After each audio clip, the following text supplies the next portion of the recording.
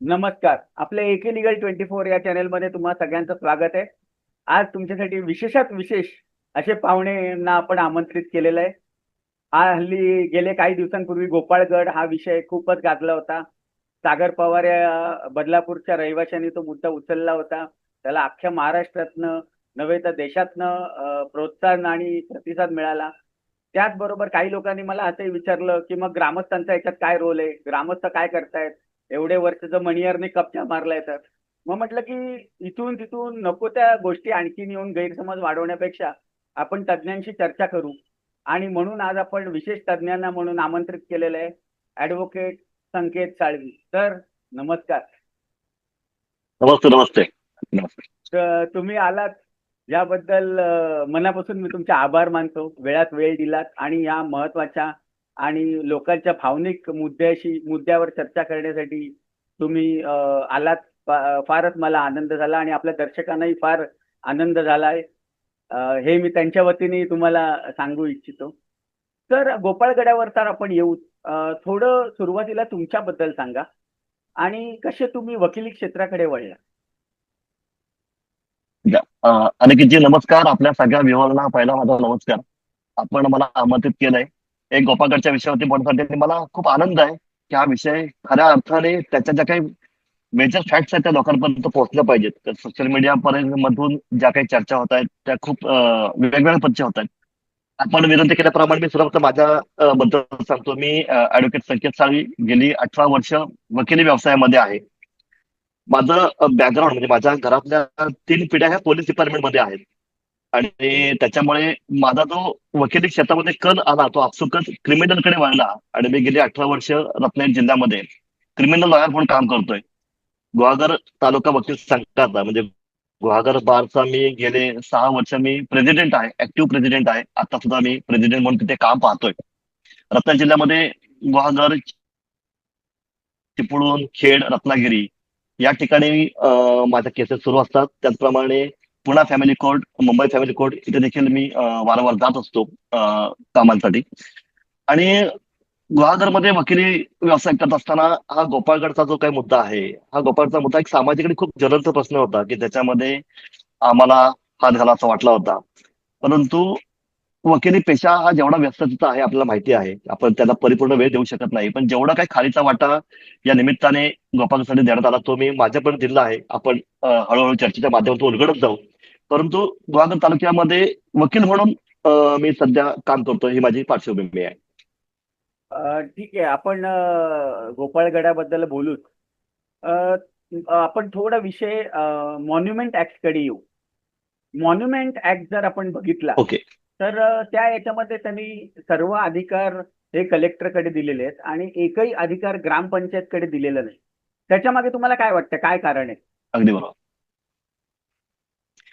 खरं तर बघितलं ना तर आणखी ज्या मॉन्युमेंट्स ऍक्ट जो आहे हम्म, हा सेंट्रल ऍक्ट आहे.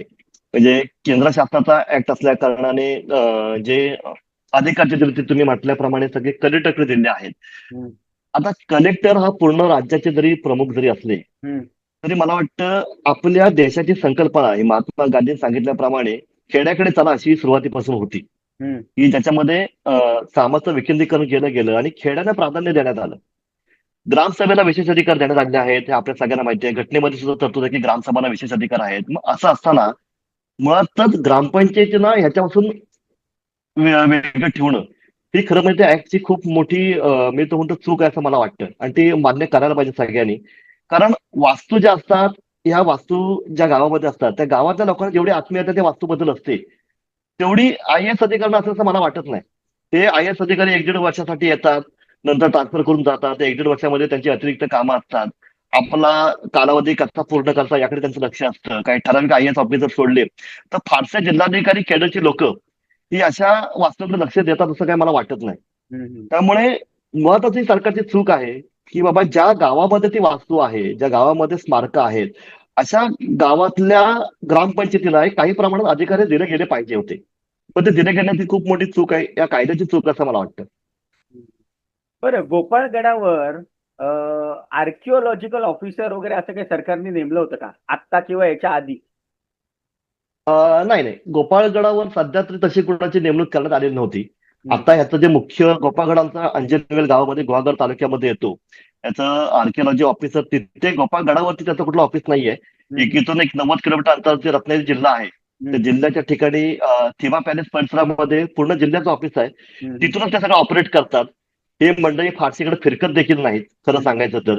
म्हणजे गड राज्यस्वासी स्मारक घोषित झाला त्याच्यानंतर सुद्धा ही कधी मंडळी फिरकली आहे असं काय आम्हाला कधी दिसून आलं नाही. त्याच्या आधी सुद्धा नाही आणि त्याच्यानंतर सुद्धा काही आलेलं नाहीत. आम्ही कधी जाऊन त्यांच्याकडे भेटलो, आम्ही त्यांच्या भेटीकडे गेल्या की हम्म. फक्त त्यांचे रेकॉर्ड चालणं, रेकॉर्ड पाहणं, रेकॉर्ड दाखवणं हीच कामं त्यांची सुरू आहेत. अच्छा, आता ज्या पद्धतीने हे मणियार आणि हे सगळं आहे, आता काही लोकांचं म्हणणं आहे की आजची वास्तू देता येत नाही. आता मॉन्युमेंट ऍक्ट प्रमाणे जे काही वाचलंय मी त्याप्रमाणे सरकार देऊ शकतं कलेक्टरच्या परवानगीने. पण तरी त्यावर अगदी. तुम्ही तुमचं मत सांगा. त्याचबरोबर जर असं देता येतं तर सागरच्या व्हिडिओमध्ये त्यांनी जे म्हटलंय की पडझड केली आहे किंवा भिंत पाडली आहे किंवा नको ते नको त्या कचरा केलाय, ह्यात तथ्य किती आहे आणि त्यावर सरकारने काय आतापर्यंत ऍक्शन घेतली? अगदी अनिकेतजी मला थोडा वेळ द्या थोडं स्पष्टीकरण द्यायला कारण विषय खूप किचकट आहे कारण लोकांच्या भावना खूप जुळलेल्या आहेत. आणि आता काही मागच्या महिन्यामध्ये जो काही एका पर्यटक कुटुंबाबरोबर जो काही प्रकार घडला हम्म. त्याच्यानंतर तर शिवप्रेमींमध्ये खूप ज्या भावना आहेत त्यांच्या प्रतिक्रिया आपण वाचतोय त्या हम्म. कमालच्या उद्विग्न स्वरूपाच्या आहेत. तर त्यासाठी मला थोडासा वेळ मिळवण्यासाठी मागतो की आपण 100 वर्ष मागे जाऊया. हम्म. म्हणजे आपल्याला दिसताना असं दिसतं की मण्यार कुटुंबाच्या मालकीची जागा, त्या जागेमध्ये असलेला गड, शासनाने केलं दुर्लक्ष, त्या गोष्टी चर्चा करणं ठीक आहेत. पण आपण जर याची जर सगळी पाळंमुळं जर खोदून काढली, हम्म. जी आम्ही केलेली आहेत या इतक्या वर्षामध्ये खरं सांगायचं तर या कुटुंबाची या गडाची खालची जी काही जमीन आहे, ज्याच्यावरती आता खूप मोठे वाद चालू आहेत, ती पूर्वी 1919 सालामध्ये वैद्य भावे या ब्राह्मण कुटुंबाकडे त्याची मालकी होती. आणि ही मालकी काय त्यांना जी मिळाली आहे ही चिपळूण कोर्टात चिपळूण कोर्ट आमचं खूप ऐतिहासिक कोर्ट आहे. या चिपळूण कोर्टाच्या एका दरखास्तीमध्ये ज्याला एक्झिक्युशन प्रोसिडिंग म्हणतात, दरखास्त आपल्या माहिती असेल त्याला एक्झिक्युशन प्रोसिडिंग म्हणतात. त्या एक्झिक्युशन प्रोसिडिंग मध्ये म्हणजे 69/1919 मध्ये या वैद्य आणि भावे कुटुंबाला याची मालकी मिळाली. आणि तसा उल्लेख 1934च्या फेरफारमध्ये आहे महसूल डिपार्टमेंटच्या. त्याच्यानंतर दोन कुटुंबामध्ये वाद झाला. एक शिंगरे युनुस शिंगरे म्हणून एक मुस्लिम व्यक्ती हम्म. आणि वैद्य यांच्यामध्ये वाद झाला. वैद्यानी ही जी मालमत्ता होती ती एका जठार नावाच्या इसमाकडे तारण ठेवलेली होती. आणि ते तारण ठेवल्यानंतर त्याचे जे काही पैसे होते काही वर्षाने ते पैसे त्या शिंगरे नावाच्या एका मुस्लिम व्यक्तीने फेडले. हम्म. मग त्या जमीन मग त्या जमिनीचा मालकी द्यायचा कुणाकडे हम्म. या संदर्भात त्यावेळेचे म्हणजे हम्म. आपण जर कागद पाहिले तर तिथे मेहरबान हुजूर यांच्या निर्णयाने हम्म. 1934 सालाच्या आसपास 1936 सालामध्ये हम्म. त्या जमिनीची मालकी दिली गेली शिंगरे या कुटुंबाला. हम्म. जे मुस्लिम कुटुंब होतं शिंगरे याला ती मालकी दिली गेली त्या जमिनीची. हम्म. आणि ही जमिनीची मालकी दिल्यानंतर आपल्याला माहिती आहे की 1947 स्वातंत्र्य प्राप्तीच्या अगदी सुरुवातीच्या काळामध्ये जी देशाची फाळणी झाली हम्म. आणि बरेचसे इथले मुस्लिम लोक पाकिस्तानला रवाना झाले. हम्म. तर त्यांच्या काही ज्या काही प्रॉपर्टीज होत्या हम्म. त्या त्यावेळी इव्हॅक्यू प्रॉपर्टी निर्वासित मालमत्ता म्हणून घोषित करण्यात आल्या हम्म. आणि त्या पूर्णपणे केंद्र शासनाच्या ताब्यामध्ये गेल्या. आता 1950 मध्ये हा जो काय ऍक्ट नवीन त्यावेळी निर्माण झाला डिस्प्लेस प्रॉपर्टीज म्हणजे कम्पेन्सेशन अँड रिहॅबिलिटेशन ऍक्ट 1950 सालामध्ये त्यावेळी तो ऍक्ट इंट्रोड्यूस केला त्या विस्थापितांच्या प्रॉपर्टी ताब्यात घेण्यासाठी. आणि त्याची पूर्णपणे देखभाल करण्यासाठी गव्हर्न करण्यासाठी केंद्र शासनाचे अधिकारी ज्याला की इव्हॅक्यू कस्टोडियन म्हटलं जातं हम्म. यांची नेमणूक करण्यात आली. हम्म. तेव्हापासून 1954 ही जी प्रॉपर्टी आहे ती 1954 सालामध्ये त्या कमिशनरच्या ताब्यात गेली, सेटलमेंट कमिशनरच्या ताब्यामध्ये गेली. आणि तेव्हापासून ती प्रॉपर्टी ही आपण म्हणतो की सेंट्रल गव्हर्नमेंटच्या ताब्यामध्ये आहे. आता हा जो लिलावाचा प्रश्न सातत्याने लोकांच्या समोर आहे तर आपण जर त्याचे पुरावे आणि कागदोपत्री पुरावे जर आपण पडताले तर 1960 सालामध्ये त्याची लिलाव प्रक्रिया करण्यात आली की निर्वासितांची जी प्रॉपर्टी आहे हम्म. ती सरकार ठेवून काय करणार नव्हतं खरं तर.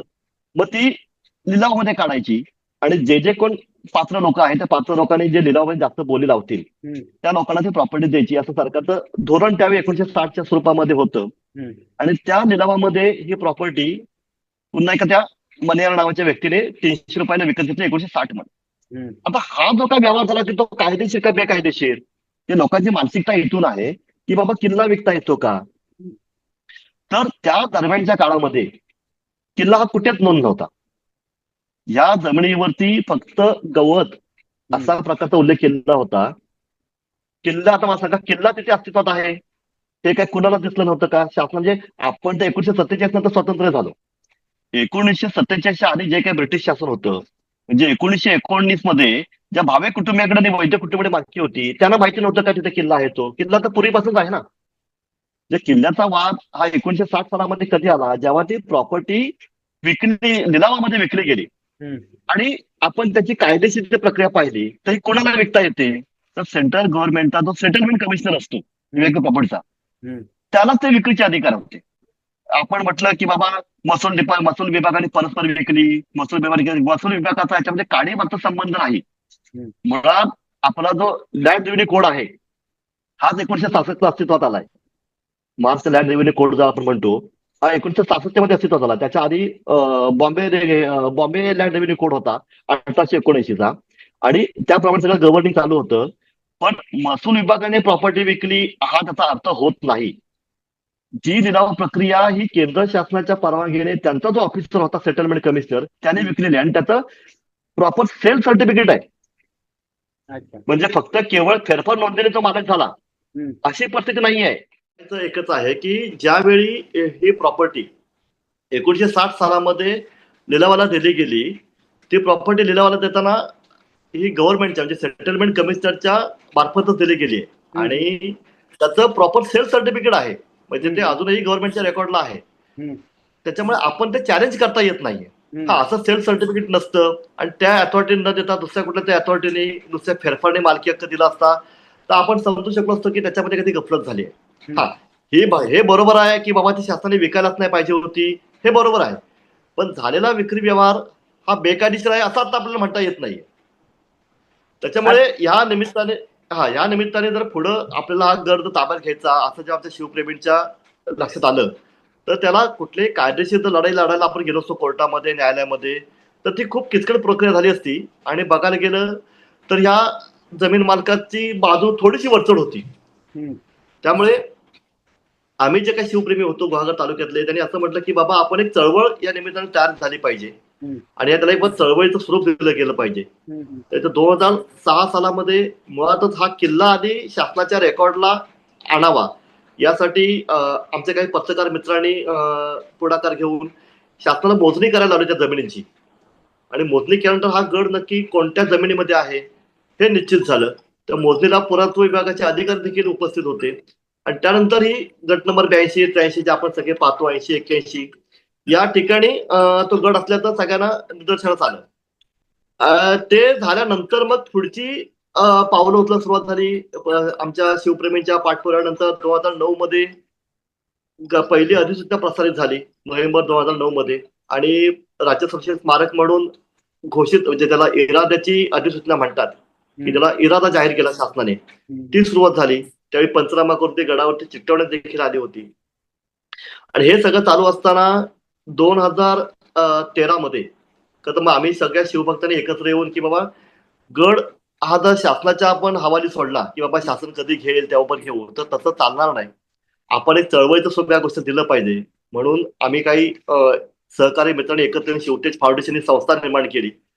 आणि त्या संस्थेच्या माध्यमातून 2013 मध्ये आपण एक चळवळ अशी सुरू केली की गोपाळगडावरती भगवा ध्वज फडकवला गेला पाहिजे. त्या आधी तिथं कधी भगवा ध्वज फडकवला गेला नव्हता.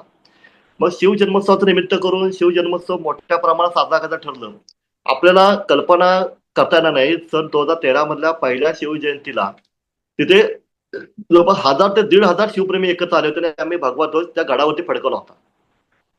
ही खरं तर सोपी गोष्ट नव्हती, ह्याच्यामध्ये अनेकांचं योगदान आहे. म्हणजे मला आवर्जून उल्लेख करावा लागेल या गोष्टीसाठी की या गडाची पश्चिम तटबंदी जो गट नंबर 81 आहे ते एका हळदे कुटुंबियाच्या मालकीची आहे. ते पूर्वापार ते हळदे, आता ते कदम आडनाव लावतात, तर त्यांच्या मालकीचे आहे. जेव्हा त्या कुटुंबातल्या एका मुलग्याला समजलं की बाबा ऍडव्होकेट संकेतसाहेब पुढाकार घेऊन अशा पद्धतीचा भगवा ध्वज तिथे फडकवणार आहे, तेव्हा त्या मुलाने स्वतःहून येऊन त्या जमिनीची पॉवर पट्टीने मला करून दिली की साहेब तुम्ही तिथे जा आणि माझं पूर्ण योगदान आहे. जरी किल्ल्याची पश्चिम बाजूची तटबंदी जरी माझ्या जमिनीत जरी असली तरी मी कधीही असं म्हणणार नाही की तो किल्ला माझ्या जमिनीत आहे म्हणून.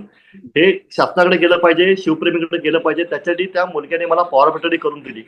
तो मुलगा खरं तर बाहेर अब्रॉडला असतो, शिपवरती कामाला आहे, पण त्याची आत्मीयता शिवाजी महाराजांबद्दल एवढी मोठी आहे की त्यांनी मला पॉवर पटडी करून दिली. आम्ही हजारोंच्या संख्येने तिथे गेलो, तिथं भगवानच फडकवला. तिथून खऱ्या अर्थाने ह्या चळवळीला सुरुवात झाली.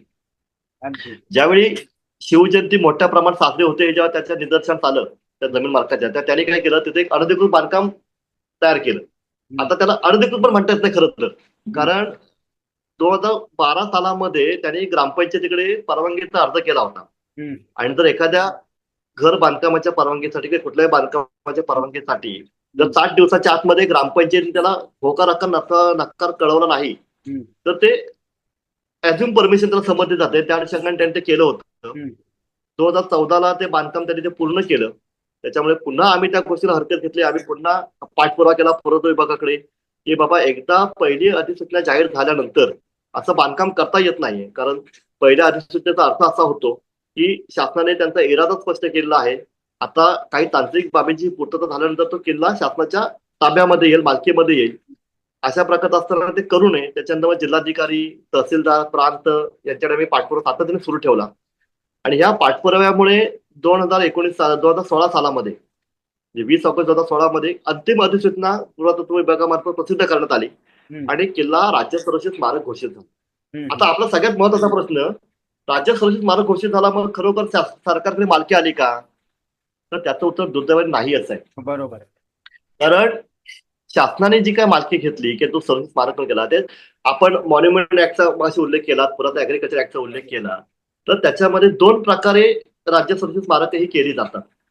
त्याच्यामध्ये पहिला प्रकार असा असतो की बाबा जमीन डायरेक्ट ताब्यात घेतली जाते, त्याला जे काही संबंधित जमीन मालक असतात त्यांना मोबदला दिला जातो आणि पूर्णपणे मालकी हक्क हा शासनाकडे येतो. बरोबर आहे. आणि दुसऱ्या प्रकारामध्ये तुम्ही इरादा स्पष्ट केल्यानंतर तो फक्त सांकेतिकरित्या ताब्यात घेतला जातो. मालकी हक्क हा त्या संबंधित जमीन मालकाचा राहतो, फक्त तो राज्य संरक्षित स्मारक घोषित केला जातो, त्याला मोबदला दिला जातो. त्याच्यामध्ये 2016 पासून आजपर्यंत जो काय मालकी, जो काय आपण म्हणतो की राज्य संरक्षित स्मारक आहे, ही वस्तुस्थिती आहे की गोपाळगड हा राज्य संरक्षित स्मारक आहे. परंतु त्याचा तांत्रिक मालकी हक्क हा संबंधित ज्या ज्या लोकांचे नाव 7/12 उतार्यावरती आहे त्या त्या लोकांकडेच आहे. त्याच्यामुळे ही जी काही घटना घडली आणि त्या पर्यटकाच्या कुटुंबासोबत जी काही दुर्दैवी घटना घडली आणि त्यांनी जो काय असा त्याच्यामध्ये जो दावा केला की मी मालक आहे, तो आपल्या पूर्णपणे चुकीचा म्हणता येणार नाही की शासनाने ज्या पद्धतीने ताब्यात घ्यायला पाहिजे तर ते घेतलं नाही. नाही, बरोबर आहे. पण आता एकंदरीत बघा, संतापाची लाट कुठे उसळते. आता तुम्ही या मुलाचं जे उदाहरण दिलं की त्याच्या डाव्या बाजूला जी तटबंदी आहे ती त्याच्या येणाऱ्या जमिनीत आहे, पण त्यांनी अगदी मन मोकळेपणे किंवा शिवप्रेमामुळे किंवा म्हणजे जे कारण आहे सगळ्यांनाच माहिती आहे, त्याचं अगदी जे बरोबर. समर्पण आहे महाराजांच्या बाबतीत ते त्यांनी दाखवलं एक्झॅक्टली, अगदी त्याच्या बरोबर. वागण्यातनं. पण अगदी बरोबर. हे ते गट नंबर 82 आणि 83 त्यांच्या वागण्यातनं असं कुठे दिसलं नाही. अजिबात. तुम्हाला एक एक आवर्जून सांगतो, त्यांनी तो किल्ला सन 2006 मध्ये विकायला काढला होता. त्यांनी पेपरला जाहीर नोटीस दिली होती की आम्ही तो किल्ला विकतोय. ही जी नोटीस आमच्या वाचनामध्ये दिली ना, आम्ही त्यावेळी एवढी संतापाची लढा आमच्यामध्ये उसळली होती. आणि त्याच्यानंतर शासनाने मोजणी केली. लक्षात घ्या, जेव्हा त्यांनी विक्रीचा इरादा स्पष्ट केला त्यावेळी शासनाला मोजणी करण्याला आम्ही शिवप्रेमीने भाग पडलो होतो. मधल्या काळामध्ये तुम्ही म्हणताय की ॲरोगन्स त्या व्यक्तीचा आहे, तो खरोखर आहे. म्हणजे त्याला कोणीही समर्थन करणारी चुकीचीच गोष्ट आहे. ॲरोगन्स असा होता की 2014च्या आसपास 2024 मध्ये म्हणजे कोर्टामध्ये प्रकरण चालू असताना ह्या सगळ्या गोष्टी आता 2-4 वर्षापूर्वीची गोष्ट आहे. तुम्हाला वाटतं 2022-23च्या दरम्यान असेल. त्यांनी सरळ सरळ गेटला लॉक लावून टाकलं होतं. आणि मला ग्रामस्थांचा फोन आला की साहेब असं असं आहे, काही पर्यटक गेले होते, त्यांना लॉक दिसतंय आणि त्यांना आतमध्ये दिलं जात नाहीये. त्याने मला फोन करून सांगितलं. मी लगेच उठलो. मी सुदैवाने मी गुहागरमध्येच होतो, ऑफिसमध्येच माझं काम करत होतो. मी तडक तहसीलदार, आमच्या एक महिला भगिनी तहसीलदार होत्या तिथे, त्यांच्याकडे गेलो.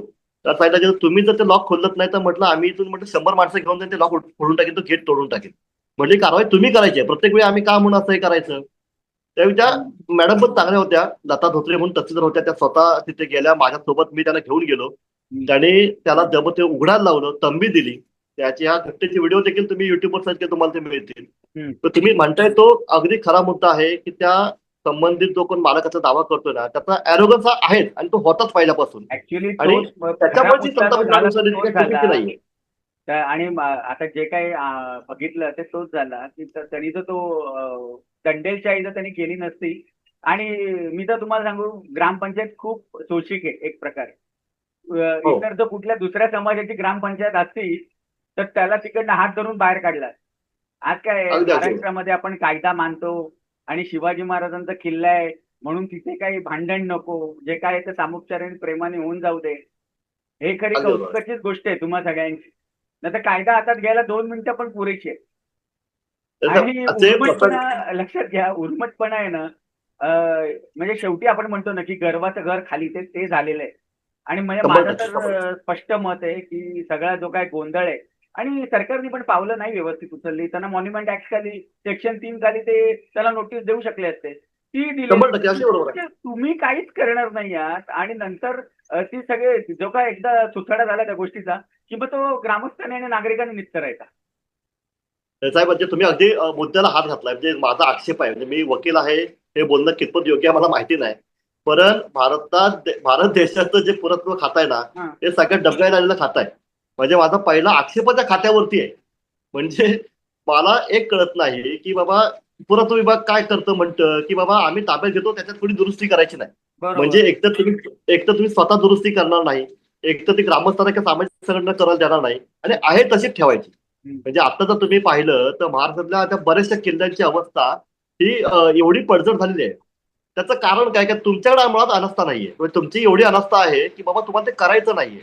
आता ज्या प्रसंगामध्ये ह्या गोष्टीची पडझड झाली, मी म्हणत नाही की बाबा हे नैसर्गिकरित्या पडझड झाली.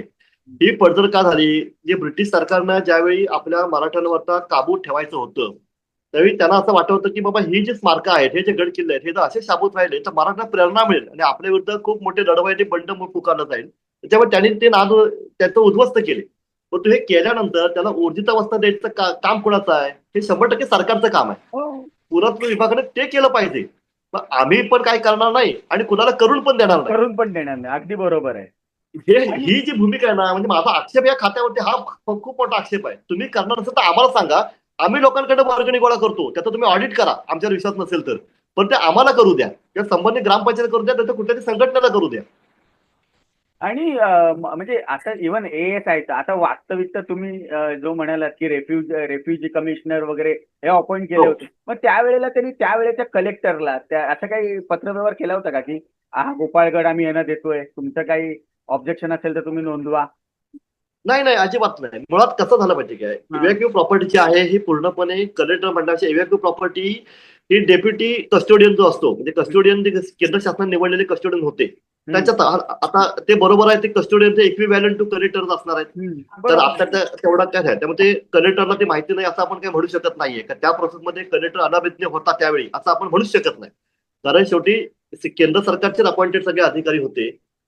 परंतु मुळातच शासनाच्या दरबारी त्या 1960 साला म्हणजे तुम्हाला नवल वाटेल आपल्या सगळ्यांना की 2006 सालापर्यंत गोपाळगड किल्लाच कुठे अस्तित्वात नव्हता शासनाच्या रेकॉर्डला. तो आणि कमाल 2006ला, हा 2006ला ज्यावेळी मोजणी झाली त्यावेळी सुद्धा गोपाळगड किल्ला म्हणजे सरकारच्या लक्षात आलं की आहे. 81, 82, 83 याच्यामध्ये गोपाळ किल्ला आहे, पण शासनाने नोंद कुठे केली, गट नंबर 85ला जो पूर्णपणे मोकळा कातळ आहे तिथे तुम्ही महाराष्ट्र शासन गोपाळ किल्ला नोंद केली. म्हणजे ज्या ठिकाणी तुम्हाला करायला पाहिजे होती तिथे सुद्धा तुम्ही केलीच नाही. म्हणजे लोकांचा राग ह्या डिपार्टमेंटवरती का आहे, जी कामं तुम्हाला दिली आहेत ती तरी व्यवस्थित करा. बरं, जी लोकांनी तुम्हाला समोर आणून तुम्हाला दाखवतायत, कागदपत्र दाखवतात, वस्तू दाखवतात, त्याच्या नोंदी तरी व्यवस्थित ठेवा. त्या पण कोणी ठेवलेल्या नाहीये. त्याच्यामुळे मग जी काही त्याची कायदेशीर बाजू पक्की झाली ना, त्याला कारणीभूत ही यंत्रणाच आहे. मग ते कलेक्टरची असतील, पुरातत्व विभाग असेल, ही सगळी यंत्रणा अशी त्याच्यासाठी जबाबदार आहे की त्याने त्याला एक फ्री हँड दिला की तो पाहिजे ते कर म्हणून. बरोबर. मग आमच्यासारख्या शिवभक्तांना त्या गोष्टी निस्तरताना खूप मोठे नाकी आली, खरं सांगायचं तर. आणि म्हणजे एकंदर जर अप्रोच त्यांचा बघितला तर त्यांचा असाच आहे की तुम्ही कोण आम्हाला विचारणार. एक्झॅक्टली, अगदी बरोबर आहे. आणि त्यांचं असंच म्हणजे आहे. आणि हे चुकीचं आहे. शेवटी जरी तुम्ही म्हणजे उद्या सोपी गोष्ट आहे, उद्या समजा माझी जमीन असती आणि जर त्या ग्रामस्थांनी सांगितलं की बाबा आम्हाला तुमच्या जमिनीत आमची अशी इच्छा आहे की आम्हाला शिवाजी महाराजांचा उत्सव करायचा आहे, तर माझ्यासाठी फार ती आनंदाची गोष्ट असेल.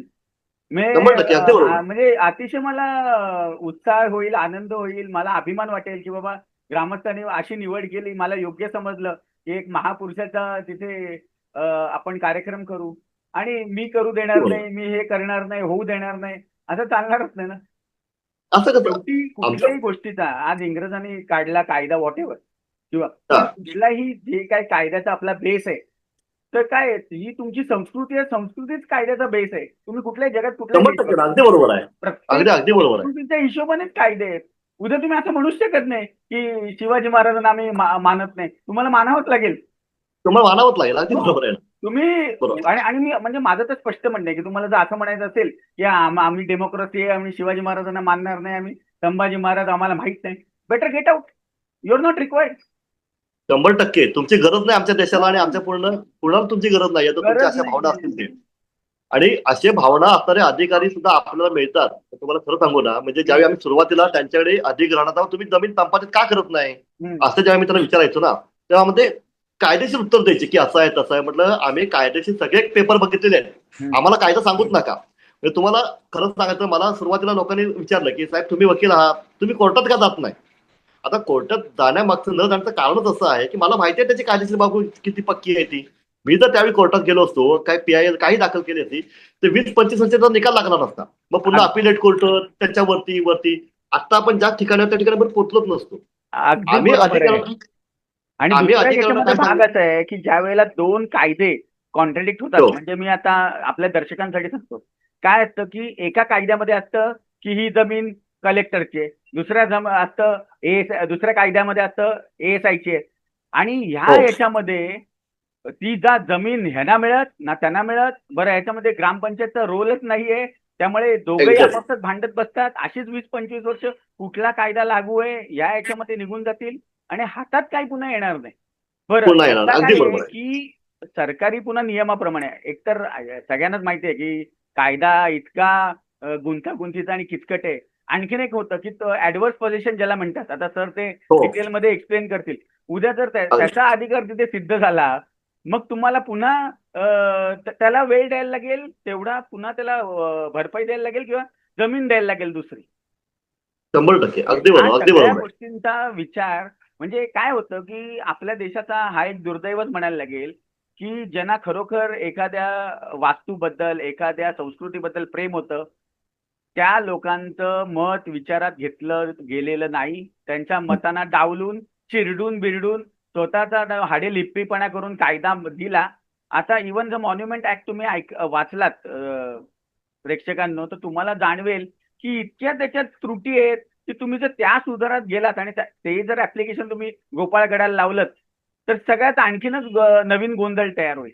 आणि ज्या लोकांना अगदी ह्याच्यातून फायदा आहे ते पुन्हा हात वर करतील. आम्ही काय करू, कायदा नाहीये, आम्ही काय करू, ही प्रोव्हिजन नाहीये. तर स्पेशली म्हणजे माझं आणि सरांचं या बाबतीत एकमत असं आहे की भले ते नसेल, पण मागच्याने चुका केल्या म्हणून तुम्ही त्या वेड्यासारख्या त्यात पुढे न्यायच्या, यात काही शहाणपणा नाहीये. माझं तर म्हणणं आहे, रद्द करा. गरज असेल तर नवीन PIL करा, नाही तर नवीन कायदा करा, पण काहीतरी करा. कारण आज ज्या पद्धतीने इथे झालाय हा प्रकार, हा आज महाराष्ट्रातल्या जवळपास प्रत्येक गडावर हा प्रश्न येणारच आहे. कारण त्याच्यावर अतिक्रमण पण एवढं झालेलं आहे की ते काढणं आणि मग पुन्हा त्यातलं कायदेशीर तरतुदी काय आहेत, आणि हे पुन्हा सरकारच करू शकतं. हे जरी आपण एखादी संस्था काढली, आपण शेवटी मर्यादा येतात. बघा कसं आहे, ग्रामपंचायत जरी असली तरी ग्रामपंचायतला मर्यादा आहेत. कलेक्टर ह्याच्याकडे अधिकार आहेत. राज्य शासन नवीन GR काढू शकतं. तर म्हणजे शेवटी सगळी आणि ASIनी मुक्त करावं जर ASI ला झेपत नसेल तर. ASIनी अगदी बरोबर. ग्रामपंचायतला देऊन टाकावं, ग्रामपंचायत त्यांचं त्यांचं बघतील आणि ते अगदी बरोबर. त्यांचे पैसे काढतील किंवा ग्रामपंचायतकडे बजेट असेल. बरं, नाहीतरी प्रत्येक गोष्टीचं गव्हर्नमेंटचं कुठलंही असलं तरी खातं ऑडिट होतंच. तसं ते खातं यांचं पण ऑडिट करतील की बाबा इतकं अगदी. तुम्हाला आम्ही दिलं होतं. पण मग काय अकाउंटेबिलिटी राहते ना, तुम्ही विचारू शकता ग्रामपंचायतला. आज जे तुम्ही अरे एक तर अधिकारच नाहीत ग्रामपंचायतकडे आणि लोक सरळ विचारतात ग्रामपंचायत काय करते. तर ते काय ऐकायला असं वाटतं की ग्रामपंचायतची चुकी आहे, पण तसं नाहीये. कायदाच मुळात चुकीच्या पद्धतीने आणला गेला, मांडला गेला आणि तो चालवला गेला. थोडं सर ऍडव्हर्स पोझिशन बद्दल समाजाला सांगा. नक्की नक्की म्हणजे तुम्ही हा ऍडव्हान्स पैशाचा मुद्दा खरोखर इथे चपलक बसणार असा मुद्दा आहे. म्हणजे कसं आहे, एखाद्या व्यक्तीला जर एखाद्या व्यक्तीकडे एखाद्या मिळकतीचा ताबा हम्म. हा सलग 20 वर्ष असेल आणि त्याला जर कोणी इंटरप्ट केलं नसेल, तर तो ऍडव्हान्स पैशांनी सुद्धा तो मालक होतो त्या जमिनीचा. तुम्हाला प्रोव्हायडेड तुम्हाला ते कोर्टाकडे क्लेम करावा लागतो. त्याच्यामुळे उद्या जरी आपण याचा मालकी हक्क की ह्याचा कब्जा कसा पद्धतीने चुकीचा आहे या अनुषंगाने जरी आपण कोर्टात गेलो असतो, तर त्यांनी एक वाईस वर्षा ठेवला असता, एक त्याच्यामध्ये ठेवलं असतं की बाबा जरी हा ताबा माझा मला लिलावाने मिळालेली प्रॉपर्टी चुकीची असं तुमचं म्हणणं असेल, तर गेली 60 वर्ष प्रॉपर्टी माझ्या ताब्यामध्ये आहे आणि शासनाने त्याला हरकत केलेली नाही आहे, तर मी ऍडव्हान्स पैशांचा मालक आहे आणि तो टिकला असताना, कारण त्याच्याकडे तेवढे दाखवणारे सबळ पुरावे होते. त्याच्यामुळे ऍडव्हान्स पैशांनी तो 100% मालक झाला असता. त्यामुळे आपण कोणत्या गोष्टीमध्ये कायद्याने वाद घालावा ह्याला सुद्धा आपण एक सजगता असली पाहिजे. म्हणून कायद्याने भांडण्यामध्ये तुम्ही एक खूप चांगलं सांगितलं की कायदे एकमेकांना एवढे कॉन्ट्रडिक्टरी आहेत आणि कायद्यामध्ये अशी स्पष्टता नाहीये की आपण ह्या मार्गाने गेलो की आपल्याला हेच मिळणार आहे. त्याच्यामध्ये अधूनमधून खूप डेव्हलपमेंट होत असतात. त्याच्यामुळे एखाद्या चळवळीचं रूप दिल्यानंतरच हा प्रश्न मार्गी लागणार होता आणि तो चळवळ ग्रामस्थांनी उभी केली. म्हणजे त्याच्यामध्ये ग्रामपंचायतीला तुम्ही म्हटल्याप्रमाणे कायदेशीर अधिकार काहीच नव्हता. जे ग्रामपंचायत काय करते, जे लोकांच्या प्रतिक्रिया येतात, ते ग्रामस्थ काय करत होते, ग्रामपंचायत काय करते. साहेब आम्ही सलग 14 वर्ष लढतोय. म्हणजे मी माझ्या संघटनेला घेऊन 14 वर्ष लढतोय. त्याच्याही आधी तुम्ही 2006 बघायला त्याला 20 वर्ष जास्त झाली.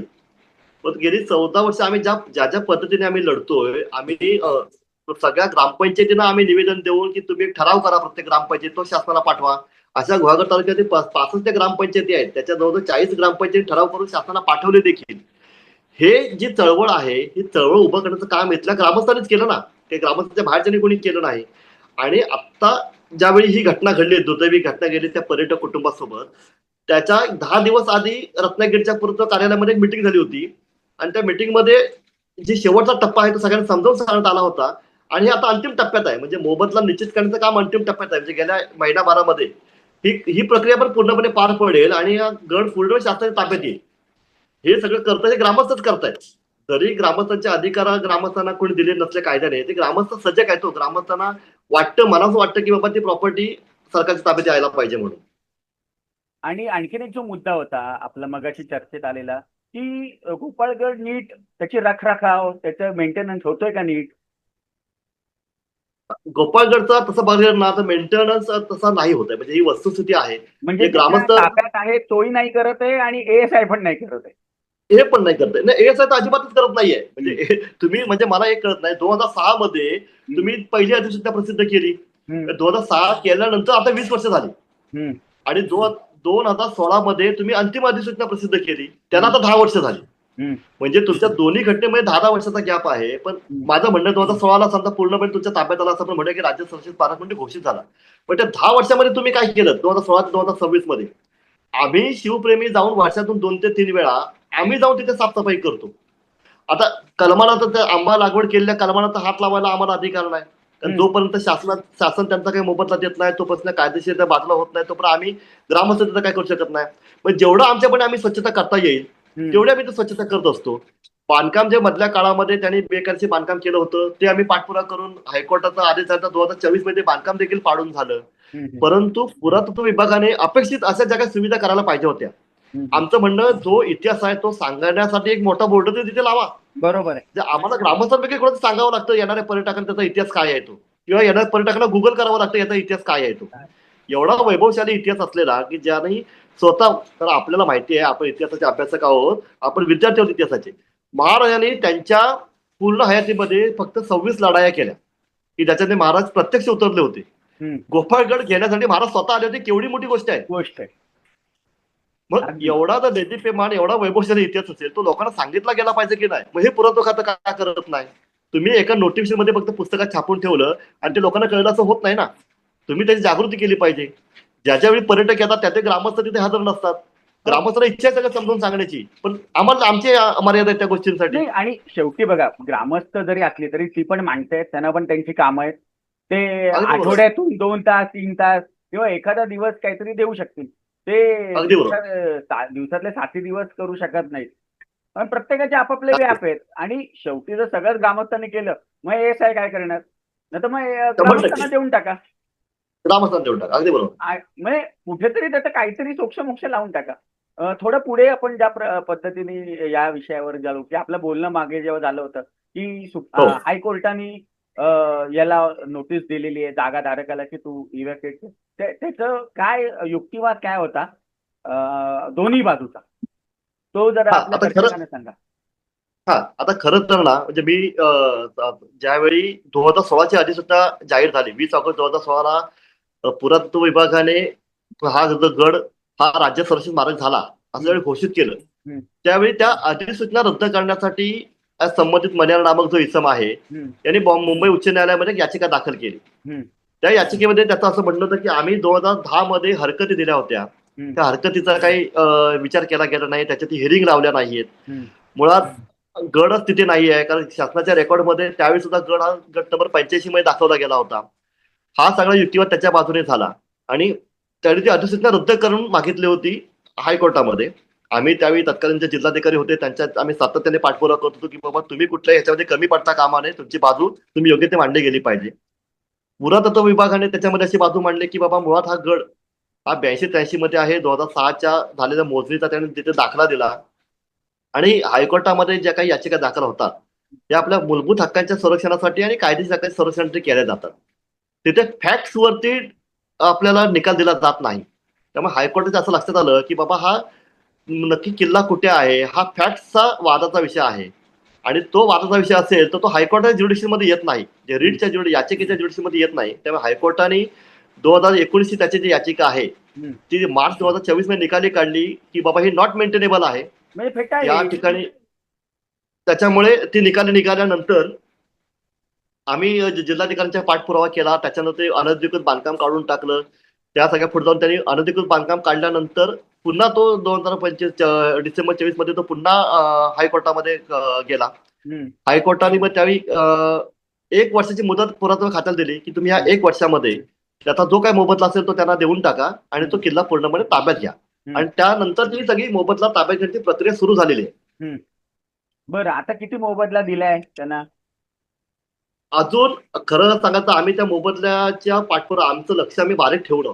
कारण तुम्हाला खरं सांगतो की ठीक आहे कलमाचा जो काही कायद्याने असेल तो मोबदला दिला जावा आमचं काही म्हणणं नाही. कारण आमची प्राथमिकता आणि प्राधान्यक्रम हा गड ताब्यात घेण्याला आहे. बरोबर आहे. आम्ही असं म्हणतो की त्याला मोबदला देऊ नका. परंतु आमचं सरकारला सांगणं आहे. मी स्वतः पुरातत्व विभागाच्या ऑफिसला गेलो. जे अधिकारी जे एसडीओ साहेब आहेत की ज्यांच्याकडे काम दिलंय मूल्यांकनाचं त्यांना मी जाऊन भेटलो आणि त्यांना मी सांगितलं की साहेब तुम्ही मूल्यांकन करताना त्या तटबंदीचं करू नका. कारण तटबंदी ही काही त्यांनी बांधलेली नाहीये. बरोबर आहे. तटबंदी 1660 सालापासून जी तटबंदी आहे त्या आदेशाच्या काळापासून तटबंदी आहे की तुम्ही सरसकट सगळे नियम त्याला लागू करू नका. त्यामुळे त्यांना आम्ही ही विनंती केलेली आहे. आता ज्यावेळी ही अमाऊंट डिक्लेअर होईल मला वाटतं याच्या आठवड्याभर ती अमाऊंट डिक्लेअर होण्याची शक्यता आहे. त्यावेळी आमची पुढची त्याच्याबद्दल काय स्टेप असते आम्ही नक्कीच घेऊ. कारण आम्ही पूर्ण आवाज सव्वा काय मोबदला मिळून देणार नाही. तर चर्चा भरपूर आहे की त्याला 5 कोटी मिळतील 10 कोटी मिळतील. हा त्यांच्या हक्काचे असतील त्याने घ्यावे आमचं काही म्हणणं नाहीये. परंतु तटबंदी सहित कारण तटबंदीचं व्हॅल्युएशन करणार हे कोण आले? बरोबर आहे. महाराजांनी तिथं लोकांनी रक्त सांडले तटबंदी वाचवण्यासाठी. त्या रक्ताचं तुम्ही व्हॅल्युएशन करणार आहात का? नाही. आणि हाच मुद्दा येतो की प्रत्येक जण जर त्या गडावर असा हक्क सांगा पहिले म्हणजे जो गड विकला गेला म्हणजे माझ्या दृष्टीने तेच अनैतिक वाटतं मला. कारण असं प्रत्येकाने हक्क सांगायला गेलं तर महाराष्ट्राच्या इतक्या वीरांनी आणि मावळ्यांनी जीव दिलाय मग प्रत्येक गडावर प्रत्येकाच्या जर आता नातेवाईक आले तर मग गड हा प्रकारच राहणार नाही. आणि शेवटी आता तुम्ही बोलला तो विषय खरंच महत्व आहे. तानाजी मालुसरेंनी कोंढाणा ज्यावेळी घेतला तानाजी मालुसरेचे लोक कुटुंब बोलू शकलं असतं ना की आमच्या घरातला कर्ता पुरुष गेलाय आमचं गडाला नाव द्या किंवा आम्हाला त्याची सुभेदारी द्या. मुळात आपल्या रक्तातच नाही ही गोष्ट. महाराजांच्या कुठल्याही वास्तवावरती हक्क सांगण्याचा महाराष्ट्रातला मराठी माणूस कधीच धाडस करणार नाही. आणि ते धाडस जर शासन करत असेल तर आम्ही पण गप्प बसणार नाही. म्हणजे ही मी आपल्या मुलाखतीतून सांगतो जर त्यांनी तटबंदीचं व्हॅल्युएशन केलं मूल्यांकन केलं तर सगळा पहिल्या विरोधात त्याला महाराज असणार आहे. तर तटबंदी सर्वसामान्य नाही आहे. तटबंदीला आमचा रक्तरंजित मराठ्यांचा रक्तरंजित इतिहास आहे त्या तटबंदीच्या पाठीमागे. तुम्ही त्याचं व्हॅल्युएशन करणार आणि त्याचे पैसे त्या अशा माणसाला देऊन टाकणार की जो तिथं येणार जाणाऱ्या पर्यटकांना उलटी सुलटी उत्तर देतो अशा माणसांना आम्ही ते अजिबात देऊन देणार नाही. हा तो आंब्याच्या लागवडीचं उत्पन्न आणि त्याही आंब्याच्या लागवडीचं उत्पन्न त्याला का द्यावं? त्या जमिनीमध्ये गेली तू 40 वर्ष उत्पन्न घेतोच आहेस ना, हो अगदी. तेवढं पण सफिशियंट आहे. हो त्याच्यामुळे ते देण्यात जाणं मोबदला केवढा कमीत कमी दिला जाईल याच्याकडे आमचं काटेकोर लक्ष आहे. अगदी अगदी. आणि आपण आता जसं म्हटलं, मग पुरंदरे म्हणतील पुरंदर किल्ल्यावर आम्ही किल्लेदार होतो, आम्ही आम्हाला केलेलं द्या, होतं. मालुसरे मागतील. अगदी बरोबर. आणि हा जो मूळ फरक जो आहे, म्हणजे कब्जा मारणं आणि हो, मन मोठं दाखवणं किंवा शिवाजी महाराजांबद्दल मनातनं प्रेम असणं. मग म्हणत नाही मालुसरे अगदी. फॅमिलीलाही सांगता आलं असतं. आज असे कित्येक जण आहेत, बादल आहेत, बांदल आहेत, सगळे सगळे आहेत. तर शिवा म्हणजे शिवा शिवा काशे आपल्या काशी शिवा काशेंनी तर प्रतिशिवाजींचं रूप घेतलं होतं. ते पण आहे, बाजीप्रभू देशपांडे, फुला. बाजीप्रभू देशपांडे मग आहेत, मग मुरारबाजी मग मग मुरारबाजी तेच आहेत. आहे. मग कितीतरीच होतं. आता हाच हाच तर खरा विषय जो म्हणजे पेटून उठली जनता, अगदी त्याला बरोबर. कारण तेच आहे ना. देशपांडे फॅमिलीने नाही सांगितलं आम्हाला द्या, मग विशालगड पण ते मागू शकतात, पन्हाळगड पण ते मागू 100% शकतात. 100% अगदी मग बरोबर आहे. मग ते म्हणतील पार अगदी तो 18 किलोमीटरचा स्ट्रेच आहे, तो तर आमच्या नावाने करा, कारण आमच्या पूर्वजांनी. मग हेच आहे ना. आणि अगदी बरोबर आहे. आणि हेच खरं जो मूळ ज्याला सेंटिमेंट म्हणतो. आता बरेच जण तज्ञ त्यांच्या बाजूने पण सांगतील आपल्याला की कायदा सेंटिमेंटने चालत नाही. अरे कायदा सेंटिमेंटने चालत नाही तेवढी अक्कल आम्हालाही आहे की कायदा अगदी सेंटिमेंटने बरोबर. चालत नाही. पण संस्कृतीवर कायदे असतात. इट इज अगदी बरं, महाराष्ट्र स्टेट जे आहे किंवा भारत देश जो आहे, ज्याचा जो मेन आहे की welfare state. What is a exactly. Larger welfare? तो किल्ला कोणाच्या ताब्यात पाहिजे? तर तो अगदी आयदर बरोबर. ग्रामपंचायतकडे पाहिजे, नाही तर महाराष्ट्र शासनाने तो ताब्यात घ्यावा. 100% त्यांनी तरी बरोबर आहे. करावं. It is a larger welfare. बरं, ज्या वेळेला हे जर असं उलट करत असतील की हे चालणार नाही आणि आम्ही हे मानत नाही, ते मानत नाही, तर ते चालणारच नाही. इट इज म्हणजे out of the constitutional scope. पण म्हणजे आता बरेच आपल्याकडे ती एक पद्धत आहे की एक जो चुकीचं बोलतो त्याची बाजू घेऊन ती कसं बरोबर आहे हे हे करणारे पण एक लॉबी तयार होते. खरं आहे, खरं आहे, आणि खरं आहे. अगदी बरोबर आहे. पण तोही कुठे तर्काने चालत नाही. बिकॉज अल्टिमेटली जरी आपण कॉन्स्टिट्यूशनचा, आता बरेच जण म्हणतील त्याला राईट टू लाईफ नाही का, त्याला राईट टू अर्निंग नाही का, सगळं आहे ना. पण कॉन्स्टिट्यूशनचं लार्जर पर्स्पेक्टिव्ह काय आहे? ते बसते अगदी कुठे? बरोबर आहे. तर ते शिवप्रेमींसाठीच आणि शिवप्रेमींचाच आहे, महाराष्ट्र शासनाचाच आहे, ग्रामपंचायतीचाच आहे, प्रत्येक मराठी माणसाचाच आहे, ज्याची शिवाजी महाराजांवर श्रद्धा आहे त्याचा आहे. इतकं ते सोपं आहे. आणि शेवटी कसं आहे, कायदा हा फायनल नसतो, कायदा हा सारखा बदलत असतो आणि ती वेळ आलेलीच आहे. आता अगदी बरोबर. थोडंफार आपण टेक्निकली जाऊ. तर मग तुम्ही या हो. पी-आय-एल करणार आहात काय? आता तुमची पुढची वाटचाल कशी असणार आहे? का हे नाही. आधीच जे सगळा हा गोंधळ आहे, हे निस्तरणार कसं? सर्वात चिंताजनक तेच असतं की हा कचरा उचलायचा कोणी आणि कसा उचलायचा? नाही अगदी खरं महत्वाचा मुद्दा असा आहे की आम्ही जसं मी मागाशी म्हटलं की आता आमचा पहिला प्राधान्यक्रम आहे की गड ताब्यात घेण्यासाठी. हम्म. हा, जर त्याला दिला गेला मोबदला जर नाममात्र असेल तर आमचं काही म्हणणं नाहीये, परंतु त्यांचं मूल्यांकन करून जर त्याला भरमसाठ जर मोबदला दिला गेला तर आम्ही 100% तो चॅलेंज करणार. कारण भले 2 वर्ष अजून जातील, काही फरक पडत नाहीये, परंतु महाराजांच्या मातीमध्ये उभा असलेला महाराजांच्या किल्ल्याचं व्हॅल्युएशन करायचा अधिकार मला आम्ही सरकारला दिलेला नाहीये. हा, एक तांत्रिक बाजू म्हणून तुम्ही त्या गोष्टी करा, कारण महाराजांनी मुळात महाराष्ट्र जन्माला यायच्या आधी महाराजांनी स्वराज्य निर्माण केलं होतं. हे महाराष्ट्र नंतर आहे आणि आधी स्वराज्य आहे, आणि स्वराज्यामध्ये प्रत्येक गोष्ट जी जी आहे ही सगळी महाराजांचीच आहे, हे आम्ही मानणारे लोक आहोत. त्याच्यामुळे जे गड किल्ले म्हणजे आत्ताचा गोपाळगड हे एक उदाहरण झालं, परंतु असे अनेक गड किल्ले आहेत की ज्यांच्याकडे सरकार ढुंकून बघत नाहीये. तर त्याच्यासाठी सुद्धा सरकारने एक पॉलिसी तयार केली पाहिजे, जे पुरातत्व कायद्याची मला वाटतं ते पुनर्बांधणी करून की बाबा त्या कायद्यातले सगळे जे काही खास खडके ते एकदा दूर करून, तुम्ही ज्याप्रमाणे मगाशी एक मुद्दा अतिशय सुंदर मांडला की ज्या ठिकाणी वास्तू आहे त्या ग्रामपंचायतीला तिथल्या त्या ग्रामस्थांना तिथली जास्त आस्था असते, त्याचा पण त्याच्यामध्ये कुठेतरी सहभाग असला पाहिजे. त्यामुळे या कायद्याचं पुनर्विलोकन झालं पाहिजे. जे जे गड किल्ले आता दुरावस्थेमध्ये आहेत याच्यासाठी पण शासनाने एक पॉलिसी जाहीर करावी. त्याच्यासाठी स्वतंत्र मंत्रालय, म्हणजे पुरातत्व विभाग जरी वरती असला तर तो किल्ल्याचं मंत्रालय म्हणता येत नाही त्याला, त्याच्यासाठी एक स्वतंत्र मंत्रालय स्थापन करून एक त्याची दिशा देण्याचं काम शासनाने करावं. यासाठी सुद्धा आम्ही निश्चित प्रयत्नात आहोत. आम्ही थांबलोय हे फक्त मोबदला काय देतायत हे वाट बघण्यासाठी आम्ही थांबलोय. त्याच्यात आम्ही नक्कीच एक पी-आय-एल या संदर्भात आम्ही दाखल करणार आहोत. आणि म्हणजे या आपल्या कार्यक्रमातून आपण मुख्यमंत्र्यांना पण अशी विनंती करूया की लवकरच तुम्ही एक चांगली पॉलिसी घेऊन या सगळ्या गड अगदी अगदी किल्ल्यांसाठी. जेणेकरून हे अगदी असे बरोबर. वाद आणि या तांत्रिक कचकचीतून सामान्य माणूस आणि शिवप्रेमी बाहेर पडेल. आणि 100% अगदी बरोबर. अगदी आता याच्यामध्ये पुढे जसं आपण चर्चेत जातोय, बरं आता काही ठिकाणी अतिक्रमण असतात. आता हा गोपाळगड हा एक झाला, लोकांना कळलं. पण आता हो काही काही ठिकाणी जबरदस्तीने थडगी उभारली जातात आणि कुठल्या हो कुठल्या पद्धतीने वेगवेगळ्या पद्धतीने अतिक्रमण केलं जातं. बरं, दुसरं एक मला काय याच्यामध्ये विचारायचं की ग्रामपंचायतचा ह्याच्यावर रोल पाहिजे. त्याचं मुख्य कारण असं आहे की शेवटी ती जमीन, ती जी जागा आहे त्या ग्रामस्थांच्या आटोक्यात असल्यामुळे तिथे लक्ष देणं हे पण फार सोपं ग्रामपंचायत मधल्या येस लोकांना अगदी जाईल. बरोबर. आज जो पर्यटक आहे, तर आता एखादे समजा आपण कुठे पर्यटक म्हणून गेलो, आपण वर्षातून एकदा जाऊ, दोनदा जाऊ, एक. 4 वेळा जाऊ. पण अगदी रोजच्या बरोबर. रोज जो काही तिथे देखरेख करायचं काम आहे, ती हेच लोक करू शकतात. ग्रामपंचायतच योग्य पद्धतीने करू शकतात. बरं, अगदी बरोबर. आता आता तुम्ही याच्यामध्ये असं काही मुख्यमंत्र्यांसाठी ड्राफ्ट वगैरे काही तयार करायचा असा विचार आहे का तुमचा?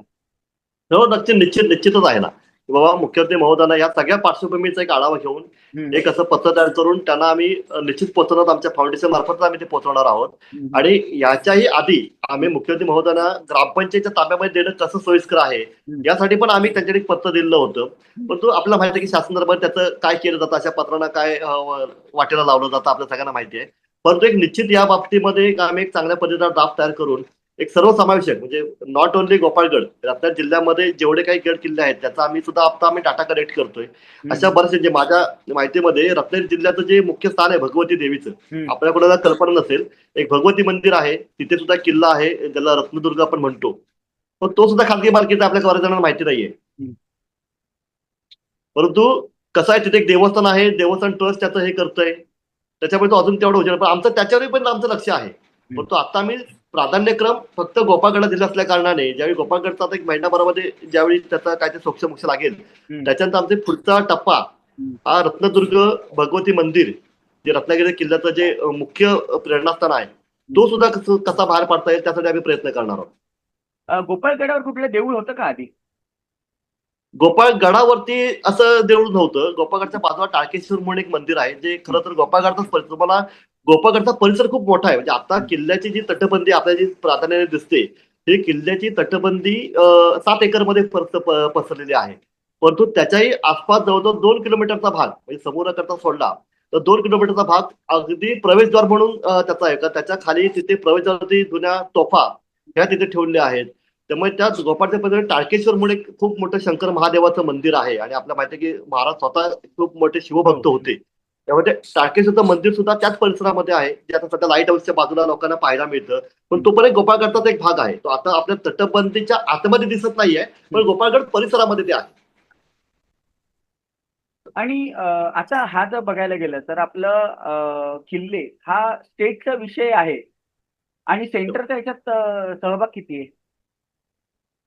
तर कसं आहे पॉलिसी ह्याच्यामध्ये कसं आहे, पुरातत्व खातं जे आहे हे मुळातच सेंट्रल गव्हर्नमेंट त्याला हे गव्हर्न करतंय. हम्म, त्याच्यासाठी राज्यातून फक्त महाराष्ट्र राज्यातून सांस्कृतिक विभाग आहे हम्म, हा त्याच्यावरती कंट्रोल ठेवून असतो. हम्म, परंतु पॉलिसी ठरवण्याचं काम हे राज्य सरकार हे करू शकतं. हम्म. म्हणजे असं नाहीये की बाबा त्याला अजिबात राज्याला काही अधिकार नाहीये. शासन सुद्धा त्याच्यामध्ये पॉलिसी डिसिजन घेऊ शकतं आणि केंद्राच्या मान्यतेने त्याची अंमलबजावणी सुद्धा करू शकतं.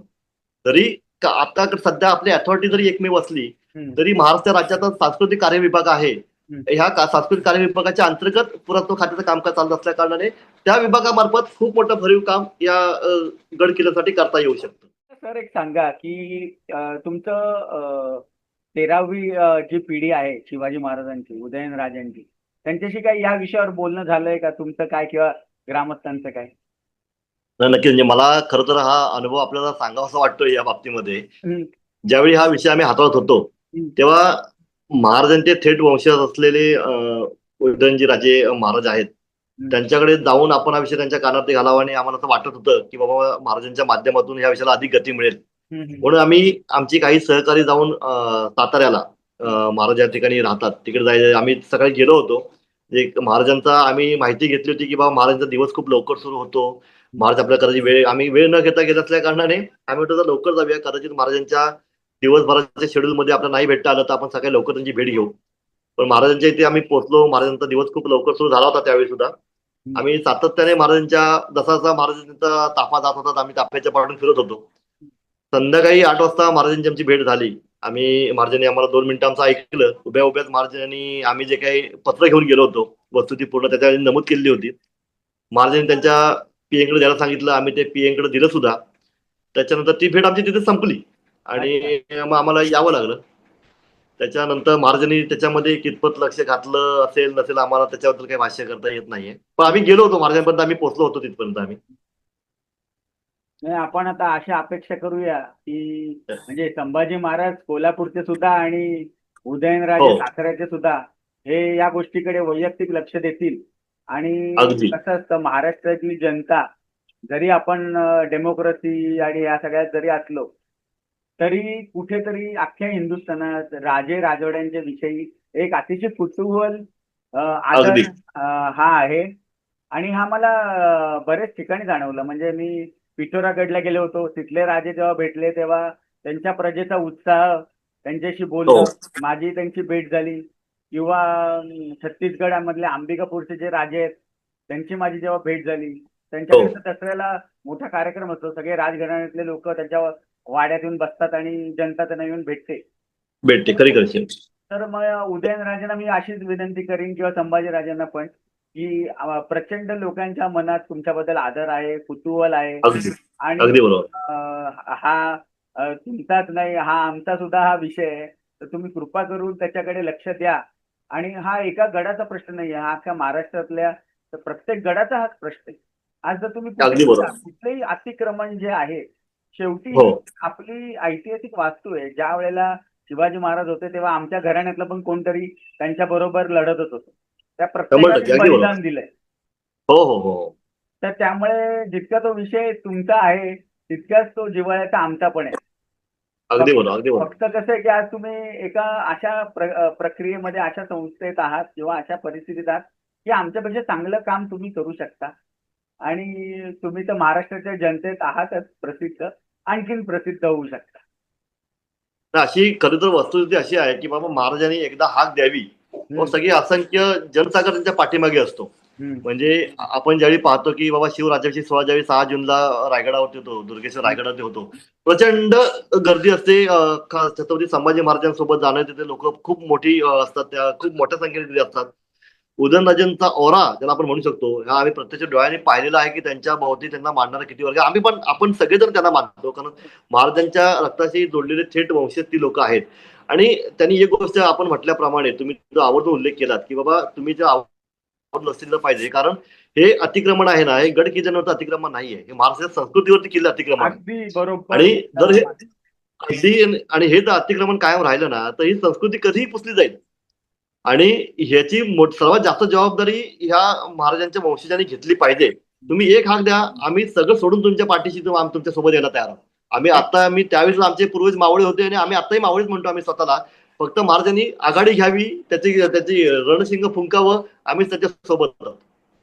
आणि बऱ्याच जणांचा हा डाव पण असणार की कसं यांचा इतिहास पुसून टाकता येईल, पुसून टाकला पाहिजे. अगदी बरोबर. आणि ज्याच्या करून यांच्यावर आपल्याला वर्चस्व स्थापन करता येईल, त्याचा अगदी अगदी परिणाम आहे. आणि आता पण आपल्यावर पण ती झटायची वेळ आलेलीच आहे. 100%. 100% अगदी तुम्ही बरोबर बोललात, कारण हे काही लोकांचे छुपे अजेंडे आहेत. म्हणजे आता आवर्जून बोलावंच वाटतं.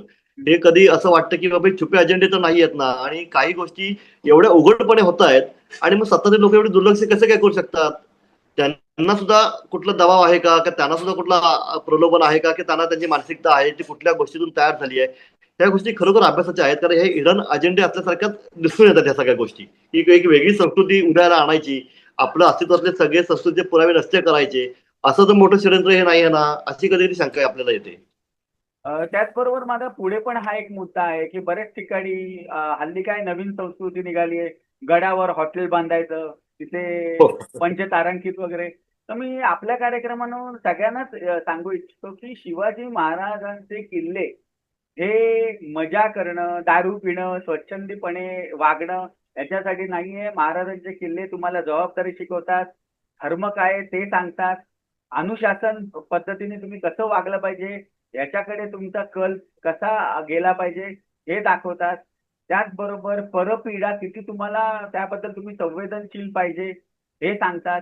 तर अगदी महाराष्ट्राचा बरोबर. किल्ला म्हणजे नुसते दगड, माती आणि गोटे नाही आहेत.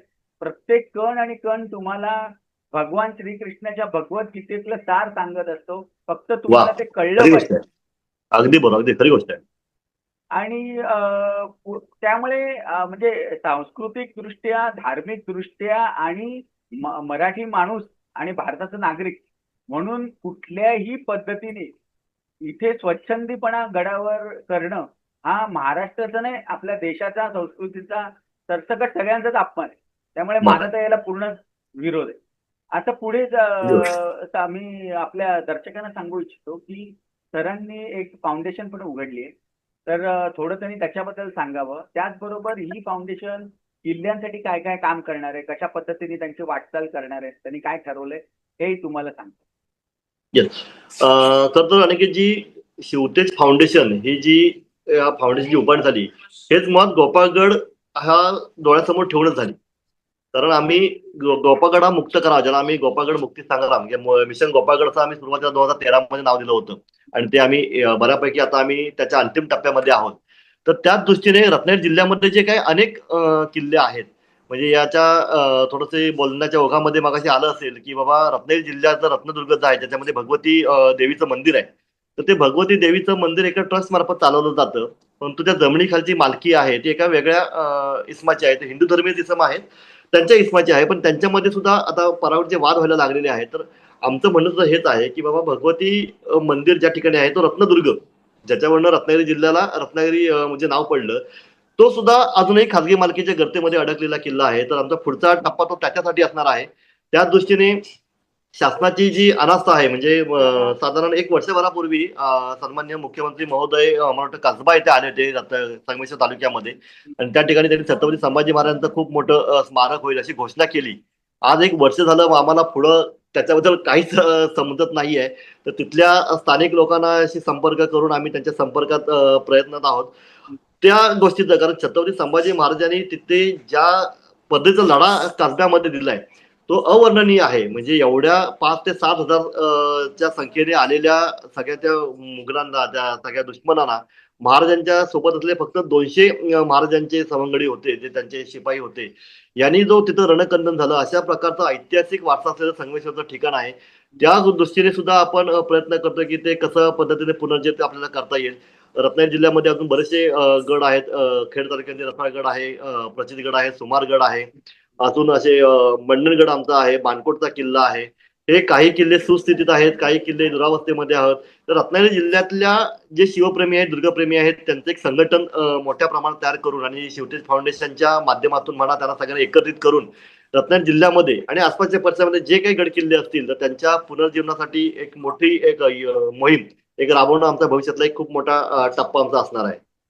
आणि ज्या ज्या युवकांना तुमच्या बरोबर स्वतःला जोडायचंय त्यांनी काय पद्धतीचं काय पद्धतीने तुम्हाला जोडावं. नाही, त्यांनी शिवतेज फाउंडेशनच्या सोबत येणाऱ्या प्रत्येकांचं आमचं स्वागत आहे. आम्ही खरं तर याच्यामध्ये फी सुद्धा ठेवलेली नाहीये. त्यांनी एक साधारण एक फॉर्म असतो आमचा नॉमिनल, तो फॉर्म त्यांनी भरायचा आणि आम्ही त्याला लगेच सदस्यत्व देऊन टाकतो. फक्त आम्ही त्याची प्रामाणिकपणा आम्ही चेक करतो. थोडक्यामध्ये आम्ही बाबा त्याला खरोखर गड किल्ल्यांबरोबर त्याची आस्था आहे का, की काही हल्ली कसं झालंय माहितीये का, म्हणजे बोलावं की न बोलावं मला खरंच कळत नाही. हल्ली रील्स बनवणं ही खूप सोपी गोष्ट झालेली आहे. आणि महाराजांचे किल्ले हे काही रील्सचा विषय नाही, हे कंटेंट नाही आहेत, लक्षात घ्या. त्याच्या ठिकाणी ज्या काही इतिहास, जो जिवंत इतिहास आहे ना, तो तुम्ही जिवंत इतिहास तिथपर्यंत पोहोचवा. बरोबर. तुम्ही रील्सच्या माध्यमातून तिथं अशा काही गोष्टी तिथे पोहोचवता, मग त्याचा काही कंटेंट क्रिएशनसाठी त्याचा वापर केला जातो. अशा मानसिकतेची लोक आम्हाला नको आहेत. आम्हाला खरोखर की बाबा हे किल्ले हे आपल्या सैनिकांनी, महाराजांनी मावळ्यांनी रक्त सांडले किल्ले ते पुन्हा शाबित झाले पाहिजेत. या भावनेच्या लोकांना आमच्या सोबत येत असेल तर आमच्याकडे त्यांचं स्वागत आहे. त्यांनी कधीही आमच्याशी संपर्क साधावा. मी आमचे बरेचसे सहकारी, आमचं स्वतःचं शिवतेज फाउंडेशन हे पेज आहे सोशल मीडियावरती, तिथे जरी त्यांनी मेसेज केला तरी आमचे सगळे जे काही सहकारी असतात त्यांचा संपर्क साधून त्यांना आमच्याबरोबर समाविष्ट करून घेतील. चालेल. या कार्यक्रमामध्ये डिस्क्रिप्शन मध्ये मी सरांचा नंबर आणि माहिती देईन. ज्यांना ज्यांना त्यांना शिवतेज फाउंडेशन मध्ये सामील व्हायचंय त्यांनी जरूर त्यांच्याशी संपर्क करावा आणि नक्की. भरीव काम करावं. आणि तुम्हा सगळ्यांकडनं पण तीच अपेक्षा आहे. सर तुमचं आमदार आणि खासदारांशी या विषयावर काही बोलणं झालंय? नाही, सुरुवातीला म्हणजे 2006 मध्ये 2007 मध्ये सन्माननीय विनय नातू साहेब ज्यावेळी आमदार होते गुहागरचे, त्यावेळी त्यांनी या विषयासाठी लक्षवेधी मांडलेली होती. हम्म. आणि तिथून खऱ्या अर्थाने म्हणजे त्यांना ते जे त्यांनी केलं ते केलं. तिथून खऱ्या अर्थाने जी शासकीय यंत्रणा कार्यान्वित झाली, म्हणजे लोकांनी आमदार साहेब म्हणून त्यांच्याशी संपर्क साधला होता, त्यांनी तो लक्षवेधी मांडली आणि तिथून ती सुरुवात झाली. त्याच्यानंतर गुहागर तालुक्याचे आता जे सन्माननीय आमदार जे भास्करसिंह जाधव साहेब आहेत, हे सुद्धा सातत्याने आमच्या प्रत्येक कार्याला आम्हाला समर्थन देत असतात. त्यांच्यापर्यंत आम्हाला मदत देखील करत असतात. ते सुद्धा त्यांची भूमिका देखील जी शिवभक्तांची भूमिका आहे ती त्यांची देखील भूमिका आहे. आणि खासदार साहेबांशी काय बोलणं नाही झालं या विषयावर? खासदार साहेबांशी आमचा नाही संपर्क. काय खासदार साहेब आमच्याकडे येत नाहीत, म्हणजे आमचे जे करत सांगायचं खासदार मला वाटलं ही आमचे तक्रार फक्त माझीच आहे की खासदार साहेब आमच्याकडे येत नाही. अच्छा, ठीक आहे, म्हणजे ही आपल्याला एक जोडणारी गोष्ट आहे. आमचेही येत नाही, तुमचेही येत नाही. आमच्या त्याच्यामुळे खासदार साहेबांकडे आमचा नाही संपर्क झाला या गोष्टी. आम्ही प्रयत्न केले, परंतु नाही, साहेबांचं इकडे येणं होत नाही. त्याच्यामुळे पण आमचे आमदार साहेब या गोष्टीसाठी अप्रोचेबल आहेत आणि ते सुद्धा तितकेच पॉझिटिव्ह आहेत. जी शिवभक्ताची भावना आहे ना, तितकीच त्यांची सुद्धा भावना आहे. ठीक आहे सर, कार्यक्रमाच्या शेवटाकडे वळताना मला अतिशय आनंदही होतोय. त्याचबरोबर ज्या पद्धतीने तुम्ही लढा दिलात, ज्या पद्धतीने सोशल मीडियावर हे प्रकरण आलं, ते पण फार बरं झालं. त्यामुळे महाराष्ट्रातल्या जनतेला कळलं, त्यामुळे आपल्यालाही जोडता आलं, त्यामुळे शिवतेज फाउंडेशन बद्दल कळलं. अगदी आणि हा कार्यक्रम जास्तीत जास्त लोकांनी बघावा, आपल्या मित्रमंडळींना फॉरवर्ड करावा. येस. हा कार्यक्रम तुम्हाला आवडला असेल तर लाईक करा, शेअर करा, सबस्क्राईब करा. तुमचे काही प्रश्न असेल तर चॅनलच्या ईमेलवर पाठवा, ते आम्ही सरांपर्यंत नक्की पोहोचवू. त्यांची उत्तरं तुम्हाला मिळतील याची खात्री बाळगा. त्याचबरोबर तुमचे जे काही तुमचे जर काही सजेशन्स असतील ते तुम्ही सरांना पाठवू शकता. सरांचा जसं मी तुम्हाला आता म्हटलं की सरांचे नंबर, शिवतेज फाउंडेशनचे पेजचे डिटेल्स ते आम्ही देऊ. तर तुम्ही आलात, वेळ दिलात, त्याबद्दल ॲडव्होकेट संकेत साळवी या सरांचं अभिनंदन. आणि असंच तुम्ही पुढे लढा चालू ठेवा. अख्खा महाराष्ट्र तुमच्या बरोबर आहे, नव्हे तर अख्खा देश तुमच्या बरोबर आहे. आणि या कार्यक्रमातून आमदार, खासदार, ग्रामसेवकांपासून सगळे आपल्या या कार्यक्रमाला आणि आपल्या चळवळीला हातभार लावतील अशी मी परमेश्वर चरणी प्रार्थना व्यक्त करून आपली रजा घेतो. तर धन्यवाद. धन्यवाद. मनापासून धन्यवाद.